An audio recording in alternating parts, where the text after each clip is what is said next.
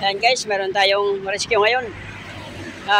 Bali dito tayo sa Vista Mall ng Taguig. Ito po, yung Taguig, Vista Mall. So ito guys, tumirik. Nalubak lang daw to. Tapos biglang tumirik. So ito guys, ang makina ay 4HL1. Ngayon, ang una natin gagawin dyan, pagka ganitong tumitirik, siyempre check natin yung ating flapper dito sa ating intake manifold. Ngayon, pag ino ng susi guys, kailangan maglaro yun. So ito yun. Paso yung akong gamit pare. Talos paso yung ako. Ito guys, matigas naman yung kanyang pump. Bali, ibig sabihin, may supply ng gasolina yan. Ayan o, krudo, matigas eh. Mayroong ibig sabihin, may krudo yan. Ang gagawin natin, bubuksan muna natin tong intake manifold niya.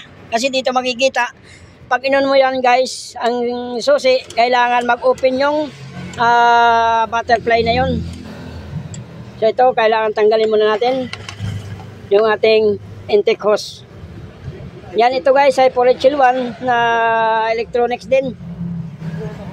Ang gagawin natin, ipapaon natin yung ating susi. Kailangan ito guys, magsara at magbukas. Siya paso yung ako, paon nga ako ng susi. Ito guys, yung flapper na yan. Sige ha, pa-on. On lang. Okay. On. Op. On lang. On, off. On, off. So yan guys, hindi siya naglaro. Ibig sabihin, nandito ang ating trouble. Sige, on mo pa nga. Naka-on lang yan. On mo lang. Ngayon, titingnan natin dito guys sa ating, yan, sa dashboard, may kuryente naman. Ibig sabihin, may supply. Ang problema niya, hindi lang siya naglalaro. So, ang ganyan guys, kailangan ito lumaro o gumalaw. So, yan guys, bali, ang gagawin natin, ganito lang guys, pagka ganyan na 4HL1 na computer box.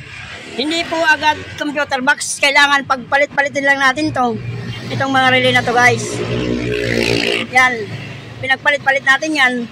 Kung alin kasi yan guys, pwede naman yan kahit pagpalit-palitin mo. Kasi ito guys, yung flapper na yun, ito yun. Kailangan maglalaro yun, yung flapper na yun o gumagalaw. Ibig sabihin, pag hindi gumalaw yun, hindi under yan guys, kahit may crudo yan. So ngayon ito guys, ang ating pinagpalit-palit lang natin yan. Itong relay kasi ito guys, sa start po yan. Para gumalaw yung flapper na yun, kailangan gumalaw yun. Ngayon guys, punta tayo sa taas. Pinagpalit-palit lang natin yan.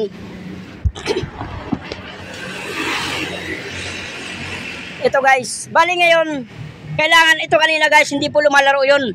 At may krudo naman. Ayan, makita nyo po, may krudo.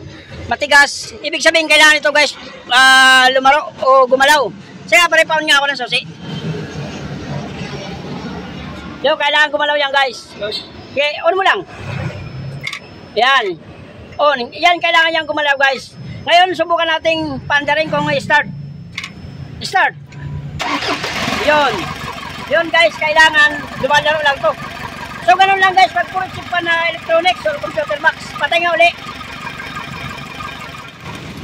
Start.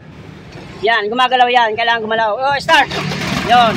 So, ganun lang guys, ang pag-troubleshoot ng ganito. Kailangan lang ito lumalaro. Pag hindi lumaro yan, hindi po under yan, kahit may crudo yan. Ngayon, ang second step na gagawin nyo, punta po kayo doon sa relay ng fuse box o mga relay doon. Yun lang, kailangan galawin lang yun. Kaya okay na yan. Pare, pakatira mga ulit.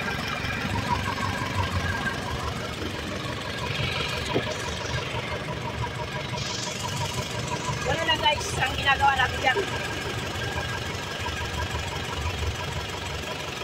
Yun.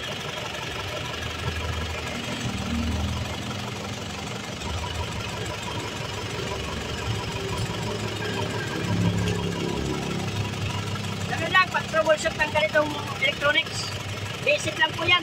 Hindi yung sasabihin kagad na computer box ang problema yan, misking wiring ang problema, sasabihin na ganun, hindi po yun.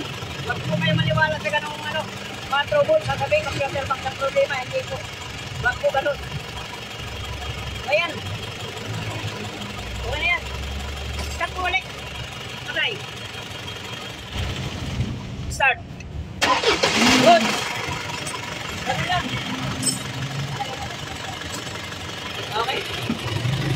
So ganun lang guys, bali ginalaw lang natin yung mga relay natin. Yun lang ang pag-ano ng ganitong problema. Sige, babal nyo na. So yan guys, ganun lang ang pag-troubleshoot ng ganitong computer box. Biglang namatay kasi nalubak lang daw yan guys. Tapos biglang namatay. Doon na lang tayo magkita pa rin sa ano. Susunod na lang ako. Sunod na lang ako doon. Sige, okay na, pwede na kayo mag-alis. Marigal ba kayo?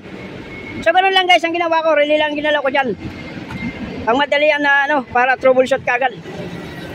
May crudo. Tapos yung flapper hindi gumagalaw. Yun lang ginawa natin. Pang madalian na video. Okay, para ingat! Yan yung ating mga driver guys na magigiting. Okay, so hanggang dito lang guys ang video ko.